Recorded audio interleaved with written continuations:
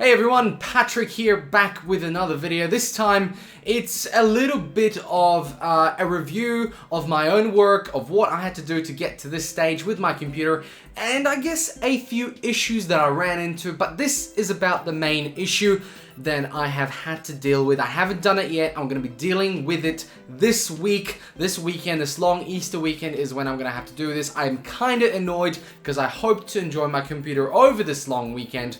Unfortunately, due to some factors that I'm going to talk about today, I am unable to do that. So what was the issue? Well, if you have watched a previous video of mine talking about what you will need to do your water-cooled computer, I mentioned don't use colored or anything that sort of is got some sort of ink base in your coolant in your computer. Don't use any of that stuff unless you want to deal with cleaning it out every 6 months, and also some of the issues that come with it that might happen, like gunk. Well guys, I did say I'm using it for the looks, and if you can look behind me just in the corner there, it does look pretty good from there, but I'm going to get you some close-up shots of the issues I'm having with the coolant. Now to the side of me, I have the EK coolant that I used in my last build, and one of the things I have to point out is that when I took that coolant and I put it in, I had it in a closed loop. I didn't have any way for it to escape. There was no drainage point, and I did not change it for 2 years with absolutely no issues. When the liquid came out into the bucket, the liquid itself was absolutely clean. But this time, I thought I'd go with a different brand. I went with Thermaltakes C1000 cooling. It was red also, and I ran into heaps of issues. This is the coolant in question, and you know what? As you can see, look at this case. Look at the bottle. It's already got lots of crap in here at the top, and look at the bottom. Look at all this crap. And I should have looked at this beforehand. I should have looked at the crap at the bottom, but this is absolutely ridiculous. Look at this. Now, as you can imagine, I put this in my system, and after 24 hours, it went from a beautiful blood red to this crap inside my whole and entire system. If you look at the shots that I'm doing close up, hopefully within this video, you will see how shit it looks. It looks absolutely terrible. And to be honest, it is probably damaging and clogging up most of the components. I'm upset. I'm really upset that I went off and bought this made in Germany C1000 red cooling liquid from Thermaltakes, hoping for a little bit of quality, hoping for something decent. Instead, I got cheap ass crap.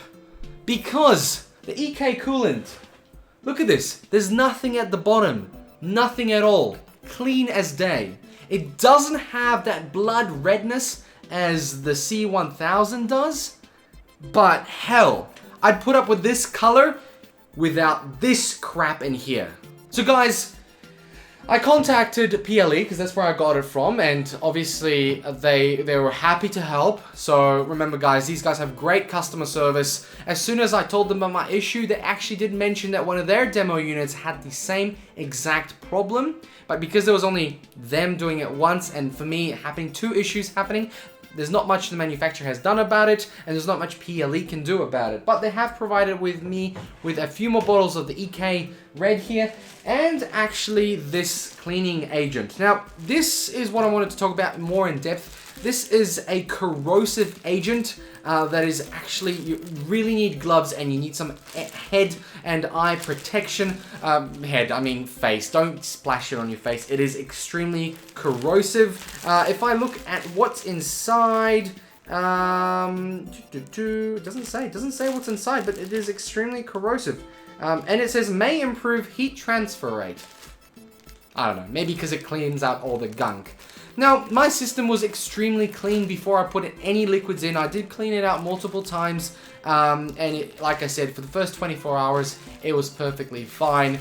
And now I got this whole gunk. So guys, this is just a bit of a warning video about what can happen to your system if you go with the wrong coolant.